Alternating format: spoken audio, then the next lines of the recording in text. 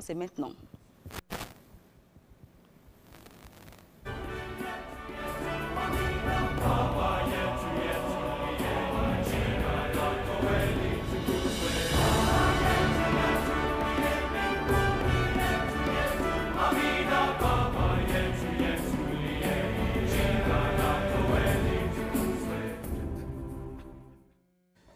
Après un mois de prières intenses et d'exercices spirituels, les membres de l'ordre des Aïniens ont mis fin à la fête des Montras qui se fait du 1er au dernier jour de juillet. Lundi étant un jour ouvrable, la clôture est donc intervenue dimanche 4 août dans une ambiance de fête et en présence de plusieurs invités à Mayanga au siège de l'ODEA. Marina Lutangu y était. Voici son reportage.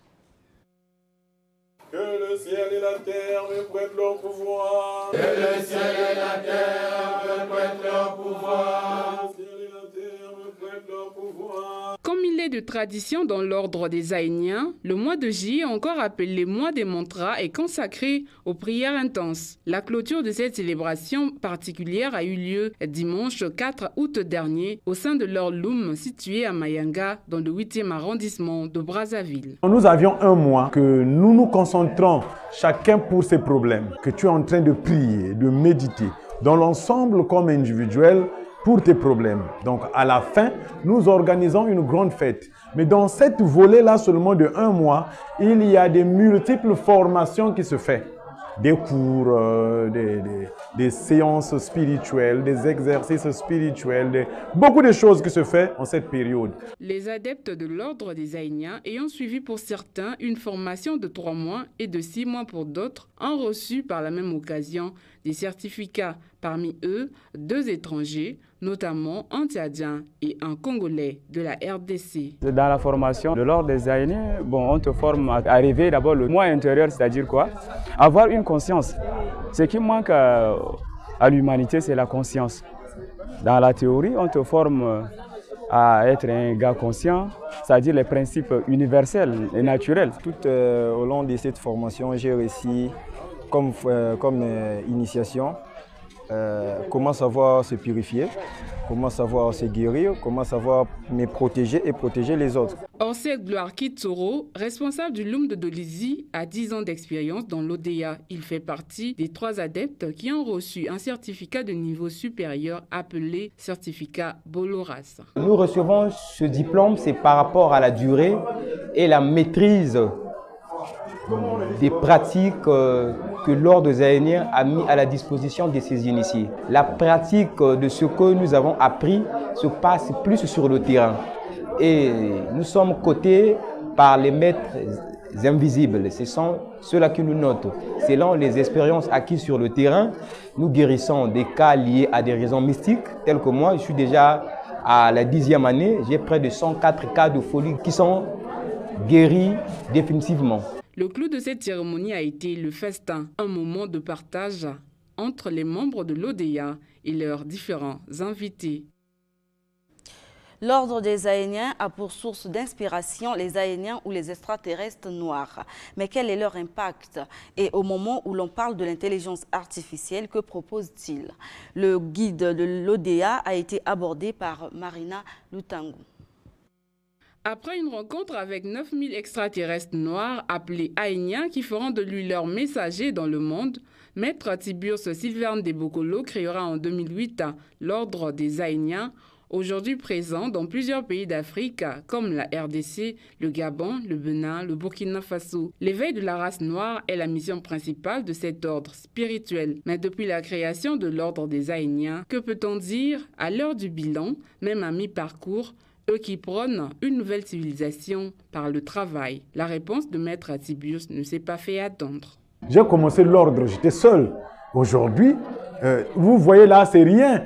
C'est ceux qui sont à Brazzaville qui sont là. Mais au niveau de Brazzaville, vous pouvez voir, de 2008 jusqu'à nos jours, pour une organisation initiatique, c'est quand même réussi à faire un travail d'arrache-pied.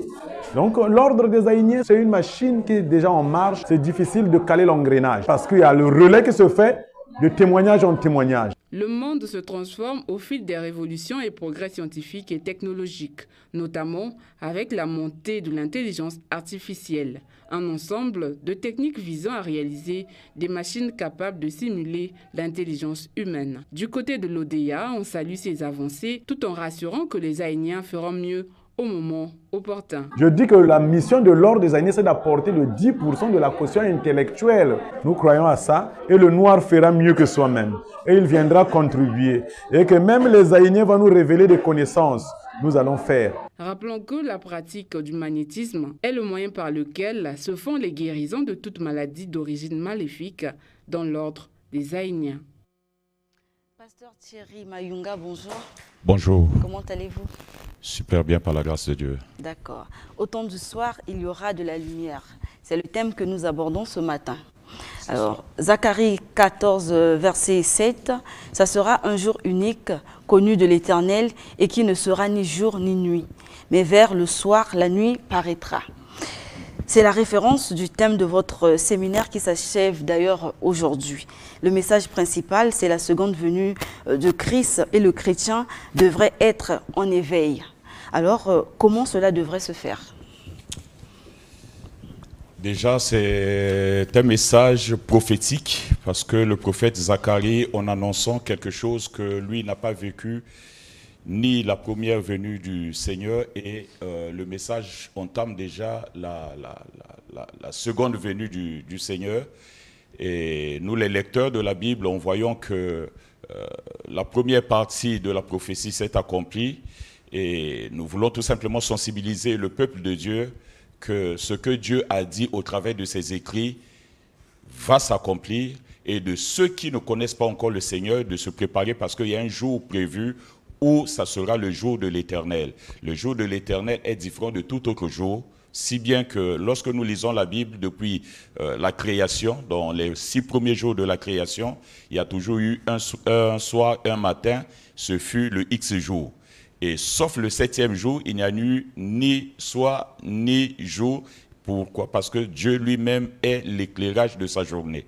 Donc voilà pourquoi nous voulons tout simplement sensibiliser aux chrétiens, ceux qui croient déjà, d'être fortifiés dans leur foi, parce que nous savons que l'attente, sans connaître le jour ni la date, est pénible.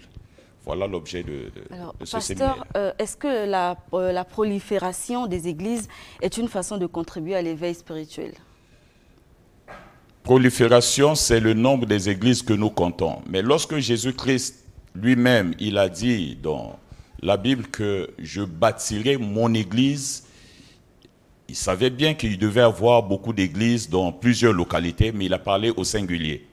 Donc la notion de prolifération de l'église, moi je suis pour, parce que la Bible dit qu'avant ce jour-là, le monde entier sera rempli de la parole de Dieu comme le fond des océans rempli des eaux.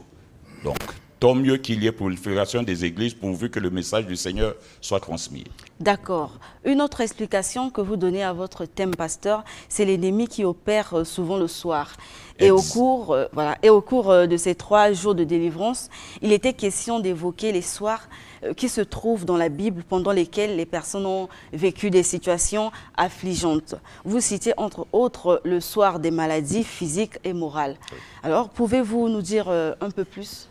Déjà, avant de rentrer en détail dans ce que vous venez de résumer, le Seigneur lui-même, lorsqu'il explique dans Matthieu chapitre 13 sur les paraboles concernant le royaume, nous sommes dans Matthieu chapitre 13 à partir des versets 24 jusqu'à 25, il dit un homme, le royaume de Dieu semblable à un homme qui sortit, sème dans son champ. La nuit, son ennemi vint, sème l'ivraie à côté du blé. Or, nous savons qu'en grec, l'ivraie veut dire zizagne, et qui se traduit en français par zizanie. Et nous savons que la zizanie, c'est le désordre. Donc le désordre n'a été semé que pendant la nuit. Mais comment faire pour ne pas que dans nos nuits, il y ait des zizanies ou des désordres? D'où l'objet de ce séminaire, pour montrer au peuple de Dieu qui peut empêcher à nos nuits que ces nuits soient des ténèbres. Il suffit qu'il y ait une lumière. Et cette lumière, ce n'est ni l'obscurité, ni l'électricité que nous avons, ni les lampes que nous avons. Cette lumière, c'est toute une personne que lui-même, il a fait la déclaration dans Jean chapitre 8, le verset 12. « Je suis la lumière du monde. Celui qui me suit ne marchera jamais dans les ténèbres, mais sera éclairé éternellement. » Ok. Un autre soir à évoquer, c'est le soir des tempêtes et de l'incrédulité. Marc chapitre 4, verset 35. Oui, ça c'est le soir où le Seigneur, après la multiplication des pains, dira à ses disciples, allons de l'autre côté, allons de l'autre bord. Et pendant toute la journée, c'est comme s'il n'y avait ni de tempête, ni de vent. Mais juste le soir arrivé, au moment où le Seigneur dit à ses disciples, allons de l'autre bord, c'est là où les tempêtes se sont levées. Mais nous remarquons que si nous lisons juste le verset 35, nous voyons que le Seigneur dit « allons à l'autre bord ». Si nous sautons tout, nous prenons Marc chapitre 5, le verset 1, la Bible dit « ils arrivaient dans le territoire des Gadaréniens ». Donc si on prend juste ces deux versets, on a l'impression que si on part, on arrive. Mais on oublie que le soir, entre le début de la traversée, la fin de la traversée, il y a des vents qui sont là, il y a des tempêtes qui sont là. Alors qu'est-ce qu'il faut faire contre les vents qui tentent de nous dévier de l'objectif de nos vies, d'affaiblir nos foi, de nous pousser à l'incrédulité? Il suffit qu'il y ait celui qui peut apaiser les tempêtes, et c'est lui, toujours cette lumière qui éclaire ce soir, qui nous pousse dans la peur et dans la crainte. C'est lui-même le Seigneur Jésus-Christ qui apaisera plus tard le vent et, comment on appelle ça, dira silence à la mer. Alors, pasteur, pour revenir sur la seconde venue de Christ, vous disiez dimanche dernier que nous vivons tous ce qui a été prophétisé. Alors, est-ce dire que nous sommes vraiment au temps de la fin? Le temps de la fin, je dirais oui, nous sommes au temps de la fin. Les événements que nous vivons traduisent d'eux-mêmes que nous sommes au temps de la fin. Mais au temps de la fin de quoi? C'est ça la question. Parce que la fin de l'Église n'est pas la fin du monde. La fin de l'Église n'est pas la fin, comment on appelle ça, du système juif.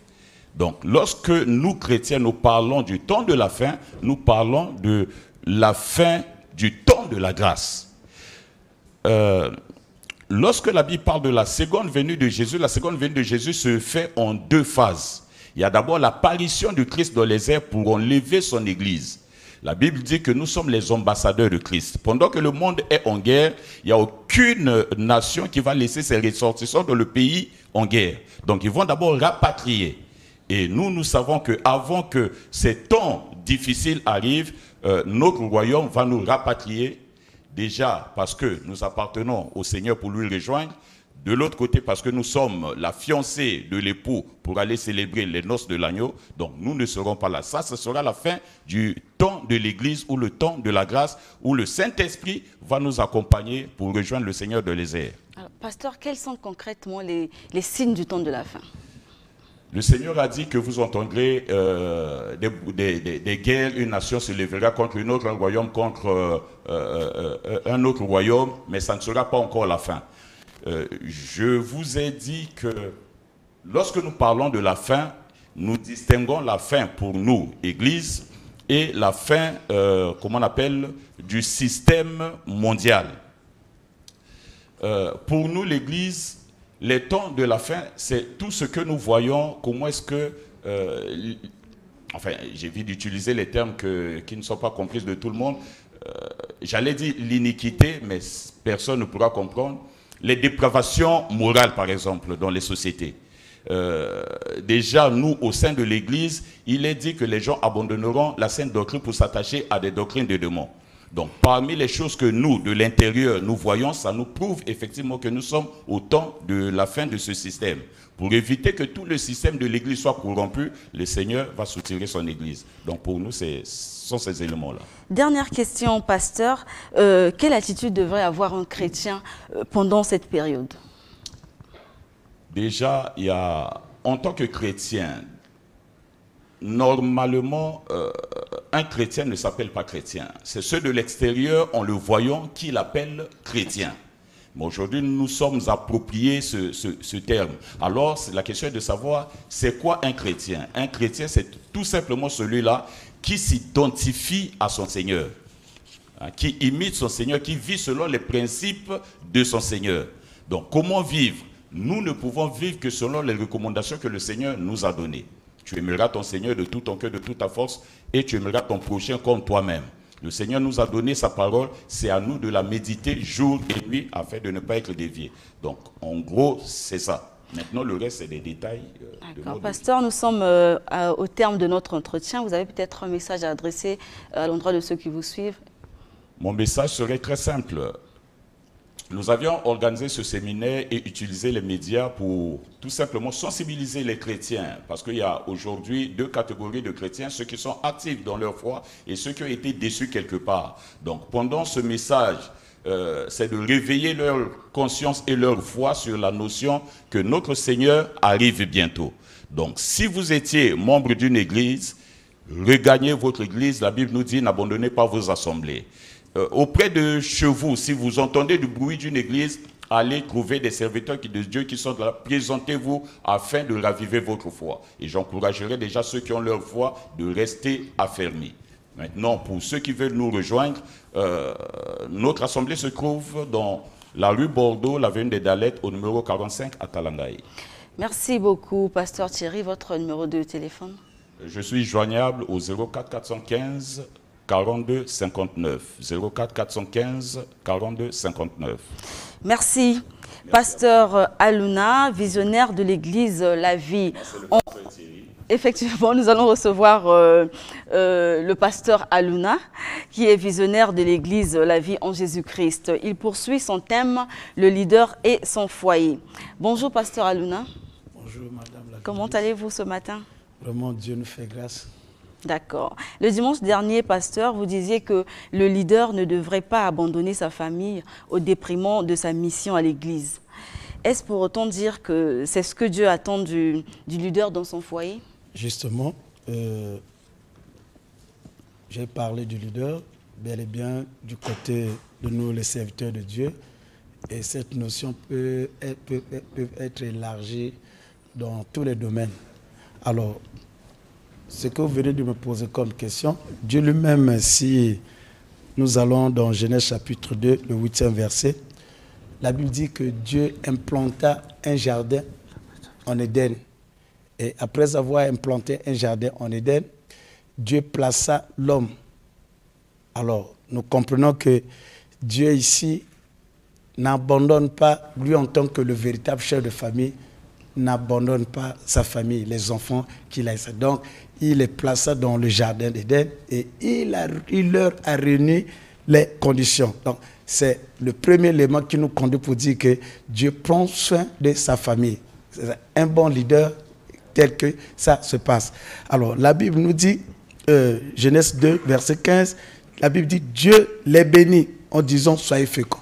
Donc, c'est un bon leader, un bon chef de famille qui ne veut pas de la souffrance de ses enfants. Il est béni. Alors, si nous pouvons encore continuer, nous sommes dans Genèse chapitre 2, et le 16e verset, la Bible dit qu'il donna cet ordre à ses enfants. Donc, il dit, l'homme, tu ne pourras manger tous les fruits, mais sauf ce fruit. Donc nous voyons, c'est un Dieu qui est un chef de famille, mais qui annonce sa discipline. Donc le foyer, c'est le leader qui annonce, c'est le leader qui est le modèle. Dieu est un Dieu discipliné et il donne à sa famille les points rouges, les limites. Vous savez qu'il y a de ces foyers où c'est papa qui quitte la maison pendant même une semaine. Il ne connaît pas l'état de ses enfants. C'est les enfants qui sont abandonnés à leur maman. Et papa arrive sous, il rentre à 3 h du matin. Et comment l'atmosphère qui se passe, qui se déroule dans le foyer, papa ne sait pas est-ce que l'enfant est déjà rentré, cette fille, et bien comment. Et le lendemain, voilà. Donc il n'y a pas la discipline. Nous parlons ici d'un Dieu, un Dieu discipliné et qui met de l'ordre. Et lorsqu'il y a eu quelque chose d'anormal, et Dieu a frappé.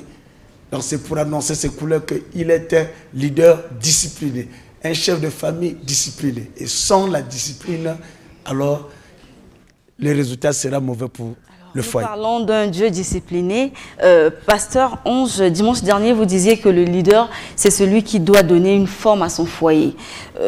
Pour un pasteur, le fait d'avoir des enfants rebelles expliquerait la faillite de sa mission en tant que bon leader? Non, mais madame, vous savez que s'il y a des combats, chez nous les leaders, s'il y a des combats, et le véritable combat, c'est dans les foyers. Le diable aime beaucoup combattre le foyer. Le diable aime beaucoup combattre. Vous voyez à peine que Dieu a créé l'homme et la femme. Et tu vois que c'est le diable qui est venu. Parce que le diable sait que c'est... N'oubliez pas que lorsqu'on parle du foyer, c'est le toit familial. Donc, le diable sait que c'est au sein de la famille que Dieu va faire sortir ceux qui vont diriger, ceux qui vont coordonner cette nation, ceux qui vont diriger, ceux qui vont avoir des responsabilités le lendemain. Le diable sait que quand il attaque le foyer, et il fait paralyser, il fait désorienter. Alors, devant ce combat, et le plus souvent c'est ça, donc c'est le signe de nos combats. Maintenant, si on peut avoir des enfants, vous parlez de quelque chose, ils font autre chose. C'est le signe de ce combat. Mais que faut-il faire? Nous ne croisons pas nos bras et on est là-dedans, on s'investit et par des prières, par une éducation biblique, afin que ce combat, la Bible dit que seul avec Dieu, nous ferons des exploits et il écrasera nos ennemis. Est-ce que seule la prière suffit pour combattre le diable qui combat les foyers? Non. Seule la prière vient pour nous donner du tonus. Sinon, nous avons, par exemple, l'éducation. Dans cette éducation, d'abord, le modèle, le disciple, plutôt, un homme a dit que tout tombe et retombe sur le leader. Donc, un leader qui est discipliné, c'est déjà un message, une atmosphère que le leader crée dans son foyer et ça va apporter beaucoup de remèdes. Un leader qui prend le temps de jeter, par exemple, un coup d'œil sur ses enfants, ceux qui vont à l'école. Et voilà, c'est éducation. Parce que l'enfant sait que si je ne lis pas, quand papa serait de retour, papa va me poser la question, emmène-moi ton cahier et présente-moi ce que tu as. Et l'enfant ferait à ce qu'il puisse préparer le cours. Donc, c'est par rapport à nos attitudes, par rapport à notre comportement, et nous pouvons apporter des remèdes à nos foyers et à notre famille. Le leader et son foyer, au nombre de thèmes qui seront abordés lors de cette conférence, figure la place de la femme du leader. Alors, comment les femmes des pasteurs devraient s'impliquer dans le ministère de leur époux? Oui, je tiens à vous dire que la conférence commence demain à partir de 9 h et ça sera la première journée et l'après-midi les plénières. Alors, comment la femme de pasteur doit se comporter, c'est l'une des questions que nous allons aborder. J'aimerais que les bien-aimés puissent venir sur place. Et alors, pour annoncer quelque chose, vous savez que ça va avec l'appel. Et nous avons eu 12 disciples du Seigneur. Parmi les 12, on n'a jamais écouté le nom de la femme d'un disciple. Mais la Bible nous parle seulement de la belle-mère de Pierre. Donc, quand on parle de la belle-mère de Pierre, on sait que Pierre avait une épouse et la maman de l'épouse de Pierre. Donc, on comprend que l'épouse de Pierre était vraiment cachée, discrète. Et Pierre a fait un travail de titan. Voilà. Alors, donc, pour le reste, à suivre demain. Pasteur, est-ce que l'épouse d'un pasteur est obligatoirement obligée d'être pasteur aussi?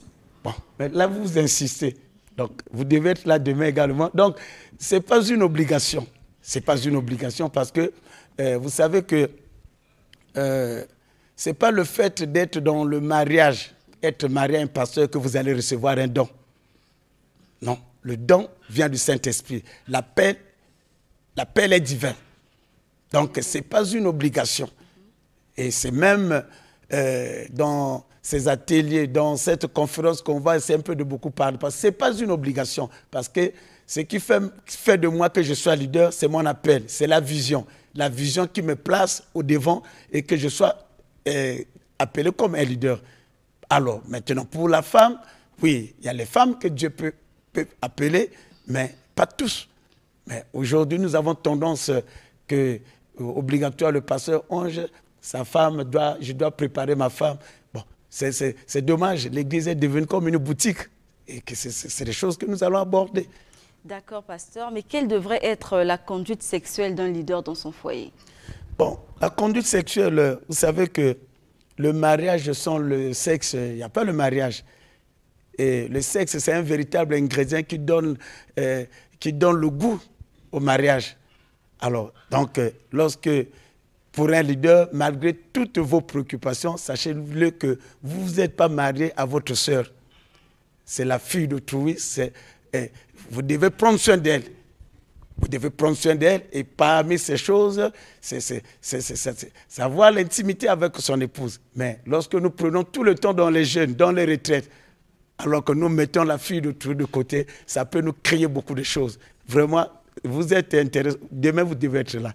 Alors vous êtes donc contre les propos de Bonheur Branham qui pense que s'accoupler avec sa femme, ce n'est que pour l'ancienneté en fait. Bon, vous savez que l'évangile de ce monsieur, son évangile,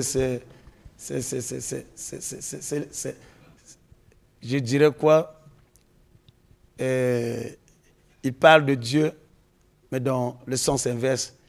Il parle de Dieu et c'est l'ennemi qui l'utilise. Donc, ça serait impossible de dire ça quand Dieu a... Nous venons de lire ça. Nous sommes dans le livre de Genèse chapitre 2, verset 2, Genèse 2, 15. La Bible dit que Dieu les bénit. Genèse 2, 15, Genèse 1, 32. La Bible dit Dieu les bénit, disons, soyez féconds. Qui a donné le point de départ? C'est comme une course.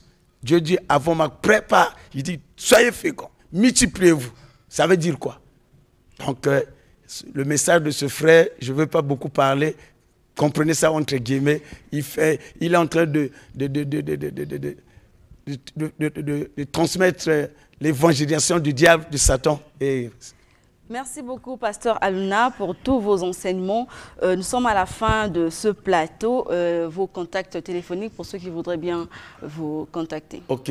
Avant de donner mes contacts téléphoniques, j'aimerais dire aux bien-aimés, demain, c'est la conférence qui va commencer.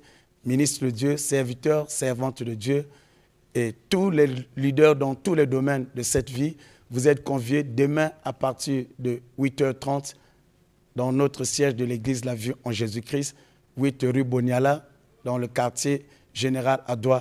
C'est la conférence qui commence demain de 8h, de 9h jusqu'à 12h. Et l'après-midi, nous avons les plénières, le 12, le 13, le 14. Mais le 17, ça serait une grande rencontre des femmes de leaders. Et nous allons répondre avec les éminents orateurs, répondre à une question selon laquelle, qu'est-ce que Dieu attend des femmes de leaders? Alors, vraiment, ne manquez pas, vous les mamans, la Bible dit que mon peuple périt parce qu'il leur manque la connaissance. On peut avoir le mariage, mais Dieu peut te faire marier avec un grand homme. Le fait d'être ignorante, et ça peut vous causer comme Vasti qui a manqué le foyer à cause de son ignorance. Donc, je suis au 00242 06 663 71 52 00242 06 663 71 52. Et je tiens à signaler également que quand Dieu organise de telles assises, c'est pour apporter des remèdes dans des foyers. Il se passe beaucoup de choses dans des foyers où des solutions, ce n'est pas de l'argent, mais ça demande l'intervention divine. Donc, tous ceux qui ont des problèmes de feu dans le foyer, et cette conférence, c'est un rendez-vous sacré pour tous ces remèdes. Merci, madame. Pasteur, le leader et son foyer, c'est demain. Rendez-vous. C'est où, pasteur? Ça se passera où? Ça va se passer dans notre siège, le siège de l'église La Vie en Jésus-Christ, tout juste dans le quartier général à Douai. Et lorsque nous quittons le stade de Nicoloba, et nous arrivons là où se mettent les policiers, là, et à droite, en dépassant l'arrêt de bus pour se rendre à Kitele, vous allez voir une pancarte qu'on a écrit l'église La Vie en Jésus-Christ, et la sonorisation va annoncer que l'église, va vous signaler que l'église se retrouve à quelques mètres seulement. Merci beaucoup, Pasteur Ange. Bienvenue à Luna. Juste après, vous suivrez le temps du réveil avec le tabernacle de la voix du 7e ange. C'est la fin du journal des religions. Studio 210 continue.